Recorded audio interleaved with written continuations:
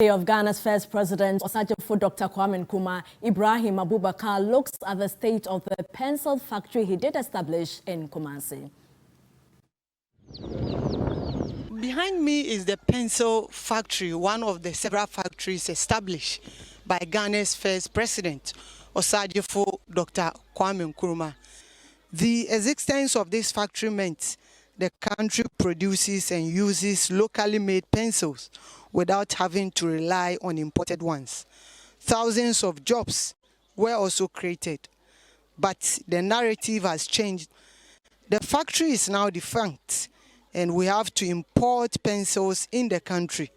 Nkrumah made factories in Kumasi. He had a jute factory, he had shoe factory, he had pencil factory. Pencil factory is just around Ababu.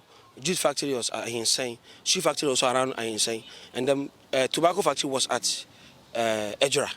And these are factories that produce what Ghanaians need. And this, apart from the fact that it's helping Ghanaians, it also creates jobs for us. And Nkrumah did all these things to ensure that it helps us grow our economy. Because if you have to import all these things, it means it's going to affect our economy. And look at all these things that I mentioned. Now they are all imported.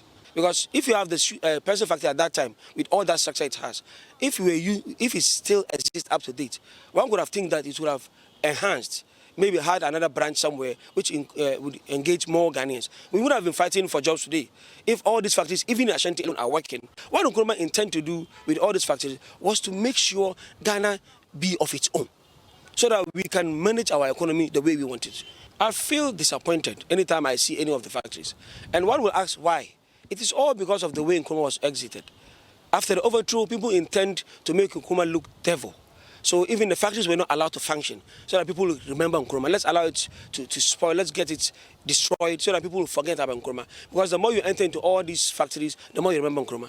We thought we were doing Nkrumah, now we are doing ourselves. There's no way you can start with over 100 factories and end up you don't have even 20. Today we are proud of one district, one factory, which is a PPP thing. Compare it to a total ownership of a company. Which one is an improvement? The one we own or the one we are sharing? Thousands of youth would have been actively working if this defunct pencil factory and other ones are operational.